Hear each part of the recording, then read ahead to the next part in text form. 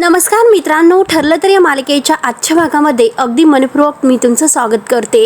आजच्या भागामध्ये अर्जुन, चैतन्य हे सगळेजण आता जेलमध्ये येतात आणि संतोषची त्यांना आता कबुली घ्यायची असते की शांताचा खून कोणी केलेला आहे। कारण संतोष मात्र आता त्याची गुन्ह्याची कबुली द्यायला तयार असतो, कारण हा खून त्याने केलेला नाही आणि हा खून त्याला प्रियाने करण्यासाठी सांगितलेला आहे। त्यामुळे तो अर्जुन, इन्स्पेक्टर आणि आता चैतन्य या सगळ्यांच्या समोर आता खरं बोलतो। अर्जुन विचारतो की सांग, शांताबाईंचा खून कोणी केलेला आहे। त्यावरती लगेच हा संतोष म्हणतो की शांताबाईंचा खून मी नाही तर प्रियाने केलेला आहे। आणि आता तो खून कसा झाला, कारण त्या दिवशी मात्र शांताबाई थोड्या वेळासाठी आपल्या घरी आली होती आणि शांताचा खून झाल्यानंतर आता प्रियाने मला करण्यासाठी काय सांगितले होते, त्या दिवशी तेथे घडलेला सर्व काही प्रकार आता अगदी डोक्याला हात लावत आणि रडत रडत मात्र संतोष सगळं काही सांगत असतो। कारण त्या दिवशी शांताचा खून झाला आणि प्रियाने मला हे सर्व माझ्या अंगावर घेण्यासाठी सांगितले, कारण गाडीत जे काही आम्ही पोत्यात घालून शांताबाईंना गाडीच्या डिकीमध्ये टाकले। आता हे सर्व काही ऐकल्यानंतर अर्जुन म्हणतो की हे बघ, याचा तुला नक्की फायदा होईल, कारण तू प्रियाला मदत केली होती आणि आता मात्र तू सगळं काही कबूल केलं।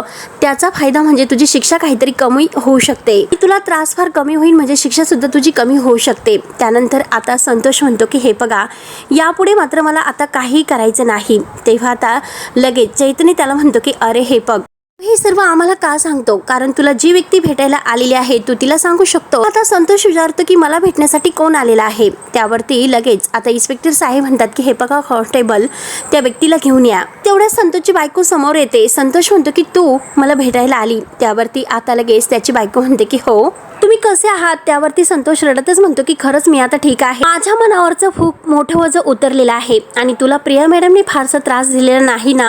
तुझी बायको रडतच म्हणते की मी सांगते काय झालं होतं आणि तेव्हा घडलेला सर्व काही प्रकार ती संतोषला सांगते। मला माहिती होतं की माझ्या ऑपरेशनसाठी स्वतःवर गुन्हा घेतलेला आहे, म्हणूनच मी हे सर्व केलेलं आहे आणि हे बघा आता मात्र माझं ऑपरेशन अर्जुन दादा आणि सायलीताई यांच्यामुळे होणार आहे। त्यावरती अर्जुन म्हणतो की हे बघ संतोष, मी तुला माफीचा साक्षीदार बनवण्याचा प्रयत्न करेल, त्यामुळे मात्र तुझी शिक्षा अजूनही कमी होऊ शकते। आता संतोष अर्जुनला थँक्यू बोलतो, कारण अर्जुन दादा तुमची खरंच मला खूप खूप मदत झालेली आहे। त्यानंतर आता अर्जुन हा सावंतला म्हणजे इन्स्पेक्टर सावंतला म्हणतो की हे बघा, संतोष बरोबर मात्र तुम्हाला उद्या 2 कैद्यांना घरी घेऊन यायचं आहे। चैतन्य म्हणतो की अर्जुन तू काही टेन्शन घेऊ नकोस, मी सगळं काही मॅनेज करतोय। थोड्यात आता अर्जुनच्या मोबाईलवर कॉल येतोय, सायलीचा फोन असतो। अर्जुन जेव्हा सायलीचा फोन उचलतो आणि त्याला धक्काच बसतो, तो म्हणतो की काय बोलतेस, आणि तो म्हणतो की हे बघ आता मात्र काही नको, मी लगेच घरी येतोय। आता चैतन्य विचारतो की काय झालं अर्जुन, सायली काय म्हटली। त्यावरती अर्जुन सांगतो हे बघा, पूर्णाजीच्या रूममध्ये आता जी काही गोणी रक्ताने भरलेली आणि माझ्या गाडीची नंबर प्लेट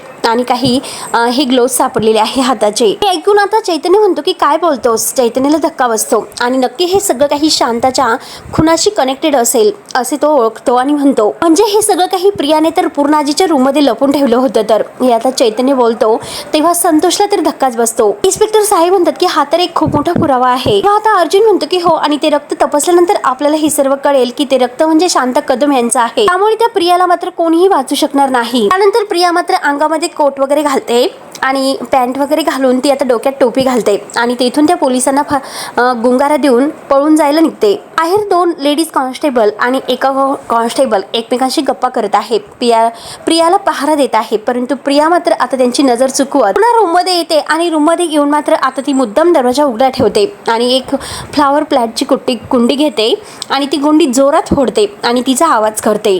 त्यावरती आता बाहेर उभे असलेले कॉन्स्टेबल विचारते की हा कसला आवाज आहे। मुद्दाम आतमध्ये येण्यासाठी आणि हिला पळून जाण्यासाठी हे सर्व ती नाटक करत असते। तेव्हा मात्र आता ती लेडीज कॉन्स्टेबल आणि तो कॉन्स्टेबल आत येतात, तेव्हा ही प्रिया दुसऱ्या दरवाजाने लगेच बाहेर निघून जाते। दोघेही आता आतमध्ये बघत असतात की नक्की आवाज कसला आला आणि दोघेही आता चेक करतात। तर ती कॉन्स्टेबल विचारते की खरंच मला सुद्धा माहिती नाही की आवाज कसला आला।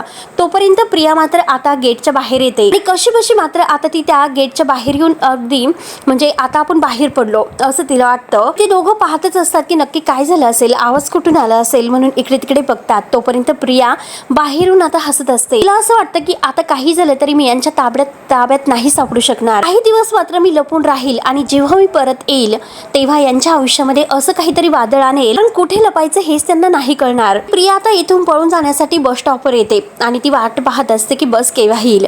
आणि तेवढ्यात मात्र मंजरी आता तिथून जात असते. तिचं लक्ष प्रियावर जातं आणि ती विचार करते की ही तर प्रिया आहे आणि ती आता या वेळेस येथे बस स्टॉपवर काय करत असेल. म्हणून मंजरी घाईने आता गाडीच्या मागे लपते आणि गाडीच्या मागे लपून ती लगेच सायलीला फोन करते. सायली आणि अर्जुन झोपलेले आहेत आणि तेवढ्यात आता मंजरीचा फोन सायलीला येत आहे. फोन वाजतोय. सायलीला जाग येते. ती आता उठते आणि फोन उचलते आणि विचारते की काय झालं मंजरी, अगं इतक्या उशिरी तू कशासाठी फोन केलेला आहे, सगळं काही ठीक तर आहे ना. त्यावरती मंजरी म्हणते की अगं तेच तर कळत नाही, कारण आता तू झोपलेली असताना सुद्धा मी तुला कॉल केला. त्यावरती आता मंजरी म्हणते की हे बघ सगळं तर ठीक नाही, परंतु अगं जेव्हा मी आता येथे पनवेल मध्ये आहे आणि पनवेल मध्ये बस स्टॉपवर आले पण तेव्हा मला तेथे प्रिया दिसली आणि प्रिया आता वेळेस बस स्टॉपवर काय करते, माझ्या समोर बस स्टॉपवरच उभी आहे. त्यासाठी मी तुला कॉल केला. तिच्या हातामध्ये बॅग वगैरे आहे, बॅग घेऊन ती उभी आहे आणि असं वाटतं की कदाचित ती बस येण्याची वाट बघत आहे. आणि हे ऐकल्यानंतर आता सायलीला फार मोठा धक्का बसतो. मंजरी पुढे म्हणते की बहुतेक तिचा पनवेल सोडून जाण्याचा प्लॅन आहे. तर हे ऐकल्यानंतर आता सायलीला आणखीनच धक्का बसतो. सायली म्हणते की काय बोलतेस. तेवढ्यात आता सायलीच्या आवाजाने अर्जुनला जाग येते. तो उठून बसतो आणि विचारतो की काय झालं. सायली आता मंजरीला म्हणते की हे बघ काही कर परंतु तू तिला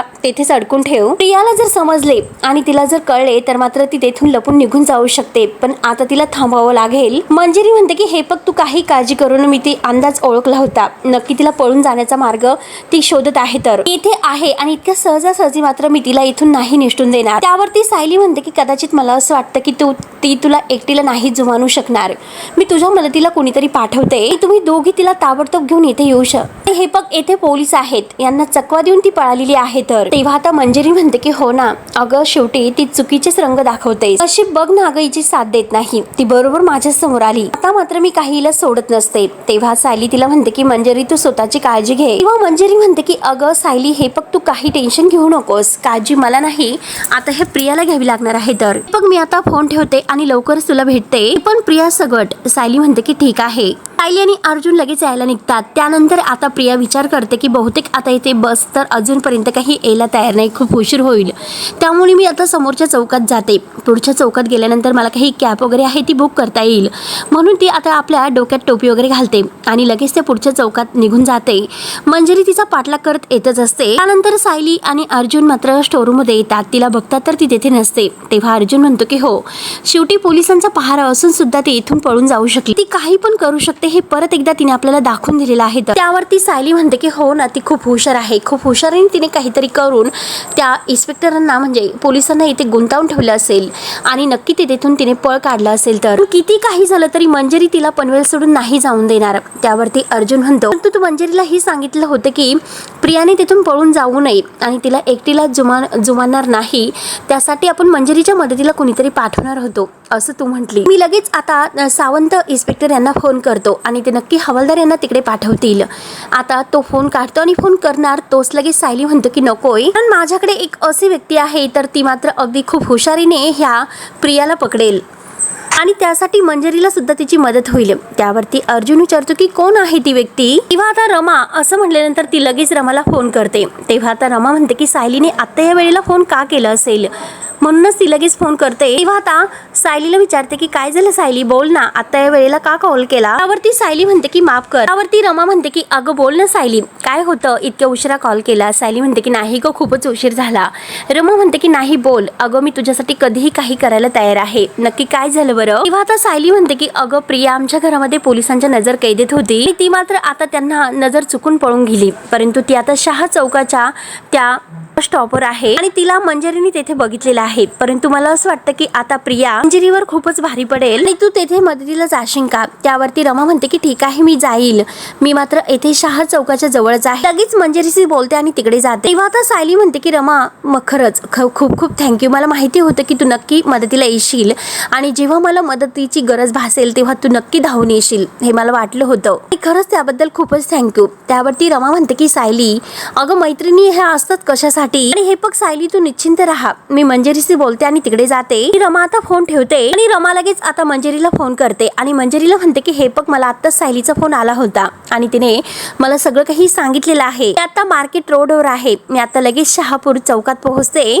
तुम्ही कुठे आहात? मंदिर चौकाच्या जवळपास आहात का असं विचारते. बरोबर, ठीक आहे, बोल ना, काय झालं, मी ऐकते. तेव्हा आता मंजिरीने खूपच छान अशी आयडिया सांगितलेली असते. ते ऐकून रमा म्हणते की खरंच खूपच छान आयडिया आहे.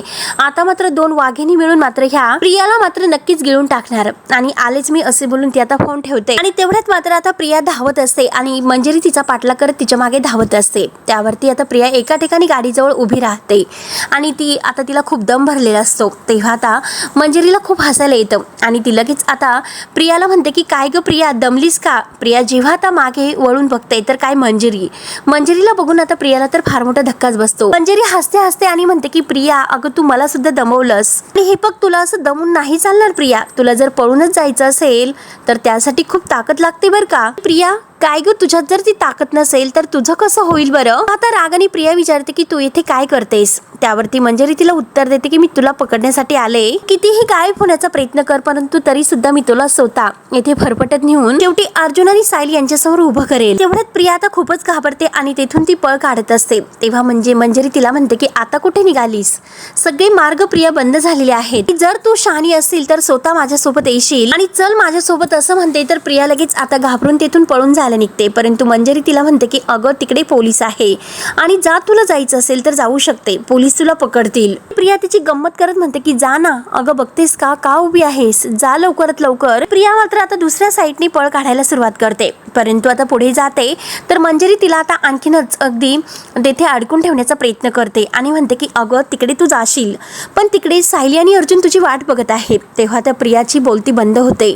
प्रियाला नक्की काय करावं तेच काही कळत नसतं. पुढे कुठे पळायचं तेच तिला काही कळेनासे होते, कारण मंजिरीने चहूबाजूनी तिची चांगली कोंडी केलेली असते. नंतर मंजिरी तिला म्हणते की तू एक काम कर, तू थेट तिकडे जा, म्हणजे माझं सुद्धा काम वाचेल. जा बरं लवकर, आणि असं थांबू नकोस, जा बरं लवकरात लवकर. आणि तेवढ्यात आता ही प्रिया काही ऐकायला तयार नसते. प्रिया आता तेथून पळून जात असते. तेव्हा मंजिरी तिला म्हणते की थांब प्रिया, थांब, पळून जाऊ नकोस. परंतु जोरात आता मंजिरी ओरडते की थांब प्रिया. तेव्हा आता प्रिया थांबते आणि तिला वळून आता मागे वळत म्हणते की काय ग मंजिरी, माझा पाठलाग का करतेस? तेव्हा आता मंजिरी तिला म्हणते की मी तुला सायली आणि अर्जुनच्या हवाली केल्याशिवाय नाही राहणार. तेवढ्यात प्रिया आता पुढे पळून येते आणि स्वतःशी खूप खुश होत असते. तिला असं वाटतं की मी आता तिला मंजिरीला चकवा देऊन पळून आले आणि आता हे बघ, प्रियाला पकडणं इतकं सोपं नाही. मंजिरी तू कितीही प्रयत्न कर, परंतु प्रियाला नाही पकडू शकत. शेवटी आलेच ना मी पळून इकडे, म्हणून प्रियाला आनंद होत असतो. ती स्वतःशी हसत असते आणि तेवढ्याच समोरून मात्र रमा तिच्या पुढे येऊन उभी राहते आणि प्रिया असं म्हणते. तेव्हा आता प्रियाचे होश उडतात.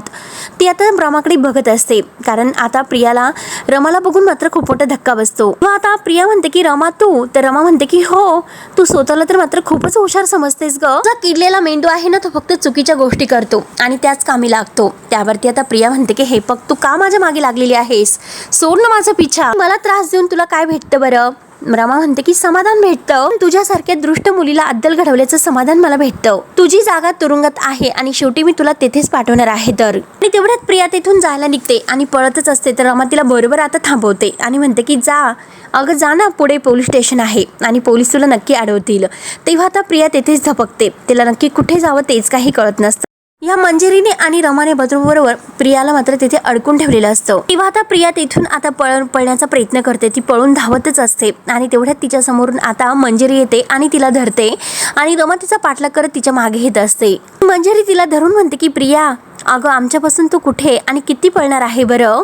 कुठेही जरी गेली तरी आम्ही सुद्धा तुझ्या समोरच असू. कुठल्याही कोपऱ्यात जरी लपून बसली तरी सुद्धा आम्ही तुला नक्की शोधून काढू. कितीही ठामपणे अगदी पळून जाण्याचा प्रयत्न कर, परंतु शेवटी तुला आम्ही खाली पाडू म्हणजे पाडूच. आता प्रियाने आणि मंजिरीने बरोबर आता ह्या खड्ड्यामध्ये प्रियाला पाडलेलं असतं. प्रियाला आता त्या चिखलातून काही उठता येत नाही. पूर्णपणे आता रेंदडीने आणि त्या चिखलाने ती भरलेली असते. तेव्हा आता प्रियाला खूपच राग येतो.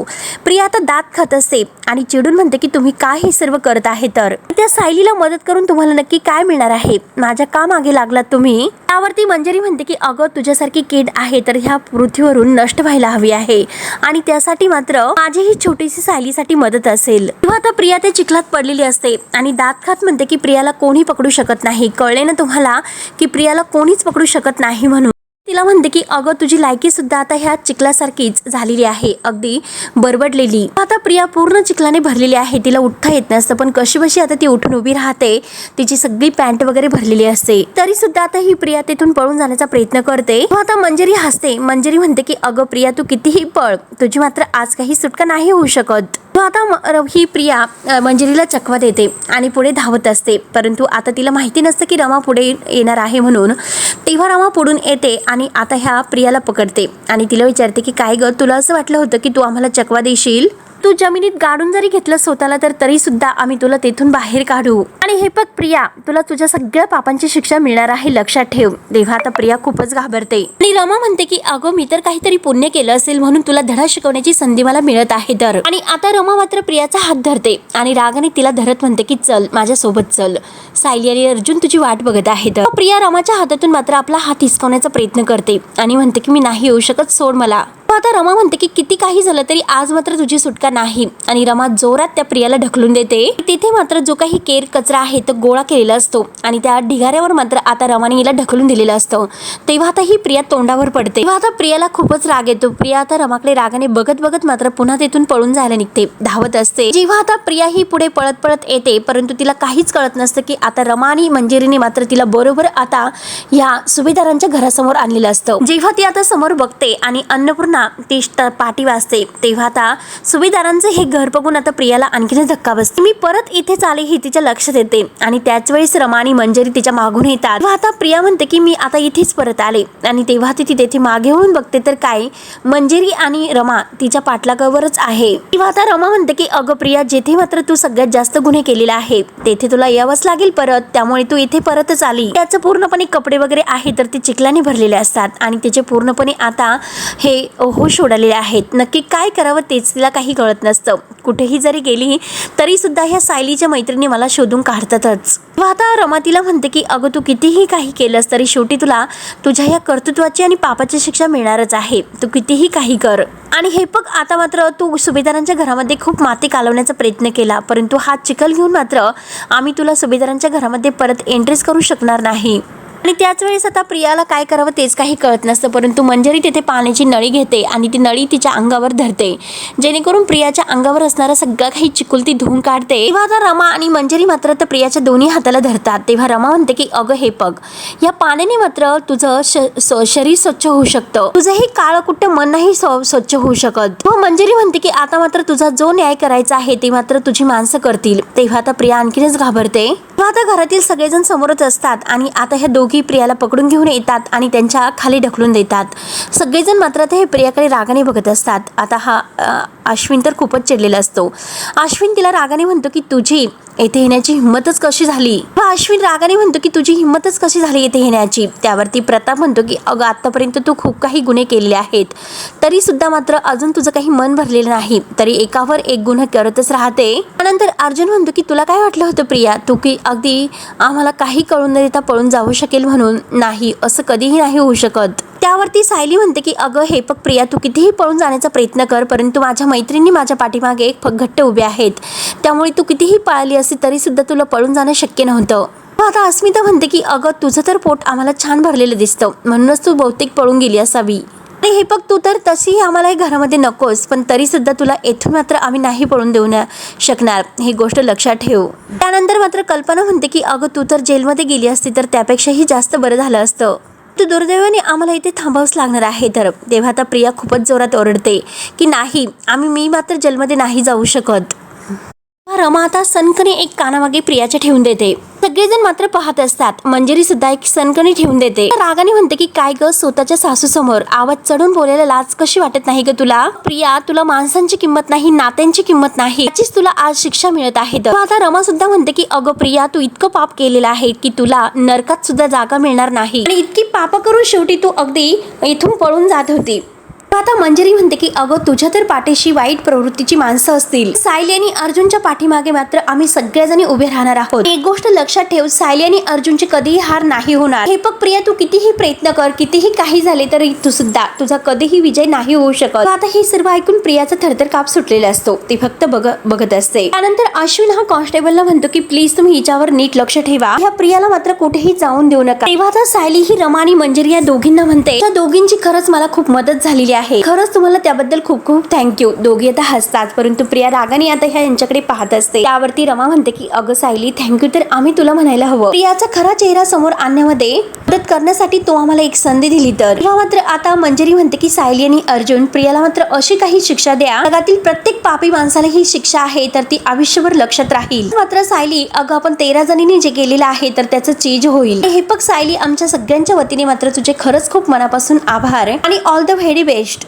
आता सगळेजण खुश होतात. अर्जुन सुद्धा थँक्यू सो मच असं म्हणतो आणि म्हणतो की हे बघा तुम्हाला शिक्षा होणार आहे, हे लवकरच कळेल प्रियाला नक्की काय शिक्षा होईल. त्यानंतर मंजरी आता येतो म्हणते. प्रिया सुद्धा ही रागाने त्यांच्याकडे पाहत असते. सायली आणि मंजरी मात्र जाताने आता ह्या सायलीला घट्ट मिठी मारतात. जाताने मात्र त्या आता प्रियाकडे रागाने बघत असतात. प्रिया लगेच खाली मान घालते. ह्या दोघी आता येथून निघून जातात. तेव्हा आता सायली प्रियाच्या समोर येते आणि तिला म्हणते की आता फक्त आणि फक्त काही तासच बाकी आहेत, ते सगळे तास राहिलेले आहेत ना तर ते मोजायला घे. हे बघ अगं प्रिया, उद्याचा दिवस आहे तर तो तुझ्या आयुष्यामधील सगळ्यात काळा दिवस असेल आणि अंतिम निर्णयाचा असेल. हे बघ उद्या तुला मात्र अशी शिक्षा होणार आहे तर तुला त्यावेळेस असं वाटेल की तुला फाशीची शिक्षा झाली असती तर बरं झालं असतं. आता प्रिया खूपच घाबरते आणि ती अश्विनकडे बघत असते तर अश्विन रागाने तिच्याकडे बघत असतो. सायली, अर्जुन, कल्पना, अस्मिता हे सगळेजण रागाने तिच्याकडे बघत आहेत. प्रिया मात्र आता खूप रडत खाली मान घालत आहे. त्यानंतर आता सकाळ होते. तेवढ्यात आता सकाळ झाल्यानंतर सायली ही तयारच होते, रूम मध्ये असते आणि तेवढ्यात अर्जुन मात्र प्रिया ही तन्वी नाही याचा सगळ्यात मोठा पुरावा घेऊन आलेला असतो. ते DNA रिपोर्ट्स आलेले आहे, तो सायलीला दाखवतो. त्यावरती सायली म्हणते की हो ना, यामध्ये काय असणार आहे तर आपल्याला माहितीच आहे. किंवा आता सायली आणि अर्जुन ते रिपोर्ट पाहतात आणि एकमेकांकडे बघत असतात. तेवढ्यात अस्मिता त्यांना आवाज देते, अर्जुन, सायली अरे पूर्णाई आलेले आहेत. तेव्हा आता सायली ते रिपोर्ट आहे तर ते फाईल मध्ये ठेवते. त्यानंतर आता इकडे बाहेर पूर्णाई आलेले आहेत. सगळ्यांना खूपच आनंद होतो. अस्मिता पूर्णाईला घट्ट मिठी मारते. पूर्णाई म्हणते की अस्मी, अगं प्लीज जा लवकर, अगोदर बाळाला घेऊन ये बरं, कधी एकदा पाहते असं त्याला झालेलं आहे, बाळ मला बघायचं आहे. त्यावरती अस्मिता म्हणते की अगं पूर्णाई, तो झोपलेला आहे आता आणि जर त्याला उठवलं तर तो रडायला लागेल. त्यावरती पूर्णाई म्हणते मग तुझ्या खोलीमध्ये चल. आणि तेवढ्यात मात्र कल्पना पूर्णाईला म्हणते की पूर्णाई, अहो आत्ताच आल्या तुम्ही, जरा खाली बसा, श्वास घ्या, एकदा की बाळ उठलं तर दिवसभर तुम्हाला त्याच्याबरोबरच खेळायचं आहे. नंतर आता विमल म्हणतात की हे बघा पूर्णाई, मी तुम्हाला पाणी आणते आणि कॉफी सुद्धा घेऊन येते, तोपर्यंत शांत बसा. अस्मिता पूर्णाईच्या हाताला धरते आणि तिला मस्त आता सोफ्यावर बसायला सांगते. आता पूर्णाई खूप खुश असते. तर आता प्रताप विचारतो की पूर्णाई, अगं काय ग, हे देवीच्या दर्शनाला तू कोल्हापूरला गेली आणि तेथीलच झालीस का तू? हे पण घरी परत यायचं होतं, नंतर यात्रेला गेली तर चाललं असतं. त्यावरती पूर्णाई म्हणते की अरे देवी आईच्याच मंदिरात मला आता गोड बातमी मिळाली पंतू झाल्याचं, आणि मग माझ्या मनात आले की देवी आईचे आभार मानावे आणि मगच घरी जावे म्हणून. मी येईपर्यंत घरामध्ये इतकं सर्व काही घडून गेलं असेल हे मला वाटलंच नव्हतं. मी मात्र सगळं काही माझ्यापासून लपूनच ठेवलं होतं. त्यावरती कल्पना म्हणते की पूर्णाई, अहो खरंच तुमच्यापासून काही लपून ठेवायचं नव्हतं आणि जर तुम्हाला आम्ही तेव्हा सांगितलं असते तर यात्रेला गेल्यानंतर तुम्हाला मनस्ताप झालेला असता, त्यामुळे खरंच आम्ही तुम्हाला नाही सांगितले. मात्र आता पूर्णाई म्हणते की नशीब, काल मात्र मला अर्जुन सायलीने सर्व काही सांगितलं फोनवरती. ती प्रिया मात्र इतक्या खालच्या पातळीला जाईल हा धक्का मला सहन होत नाही. त्यावरती रविराज काका म्हणतात की काय अर्जुन आणि सायली या दोघांनी तुम्हाला सगळं काही खरं सांगितले, तुम्ही मात्र आता परत आल्या, मग त्यामुळेच मात्र तुम्ही आता सगळ्यांना एकत्र बोलवलेलं आहे का? त्यावरती कल्पना म्हणते की नाही, ते माहिती नाही, पण अर्जुन सायलीने सांगितलेलं आहे की त्यांना आपल्याशी काहीतरी बोलायचं आहे म्हणून. तेवढं सायली आणि अर्जुन खाली येतात आणि आता आले ते असं कल्पना सांगते. तेव्हा लगेच आता दोघंही आजीजवळ येतात. अर्जुन म्हणतो की आजी तू आलीस, खरंच खूप बरं वाटलं तू आल्यामुळे. त्यावरती सायली म्हणते की अरे बरं झालं, मला सुद्धा तुमची खरंच खूप आठवण येत होती, पण तुम्ही फोनवर जे काही सांगितलं ना. त्यावरती सायली लगेच म्हणते की माफ करा आजी, पण अजून सुद्धा आम्ही तुम्हाला सगळं काही सांगितलेलं नाही. अजून सुद्धा अशा काही गोष्टी आहेत की ज्या फक्त तुम्हाला आणि घरातील कोणालाच माहिती नाहीत. आता मात्र वेळ आली आहे, त्यासाठी मात्र पूर्ण सत्य हे सगळ्यांच्या समोर यायलाच हवं. त्यावरती आता लगेच पूर्णाई विचारते की काय, कशाबद्दल तुम्ही बोलतात? त्यानंतर अर्जुन म्हणतो की हो सगळं काही सांगतो, पण प्लीज सगळ्यांनी खाली बसून घ्या. तेव्हा आता अर्जुन आणि सायली उठून उभे राहतात. तेव्हा आता अर्जुन सायली सगळ्यांच्या समोर येऊन म्हणतात की आज मात्र आपल्या घरातील सगळ्यात मोठ्या व्यक्तीबद्दल एक खुलासा होणार आहे. तर आणि आय नो म्हणजे याचं सगळ्यांना ऐकून मात्र खूप मोठा शॉक बसेल आणि खूप त्रास सुद्धा होईल. तुम्हाला असं सुद्धा वाटेल की तुमची खूप मोठी फसवणूक झालेली आहे. तर आणि ह्या सगळ्या गोष्टी मात्र खूप दिवस लपून राहिलेल्या होत्या. तेव्हा तर सुमन विचारते की परंतु आता तुम्ही हे सगळं काही बोलतात तर आपली फसवणूक कोणी केलेली आहे. त्यावरती सायली म्हणते फसवणूक हा शब्द ऐकल्यानंतर आपल्या डोळ्यासमोर फक्त एकच चेहरा यायला हवा सुमन काकू. तेव्हा आता अर्जुन चैतन्याला मात्र प्रियाला घेऊन यायला सांगतो. तेवढ्यात आता प्रियाला सगळ्यांच्या समोर घेऊन आलेलं असतं आणि प्रिया आता सगळ्यांच्या समोर आलेले असताना मात्र आता प्रिया खाली मान घालून पाहत असते. तेव्हा सगळेजण रागाने ह्या प्रियाकडे बघतात.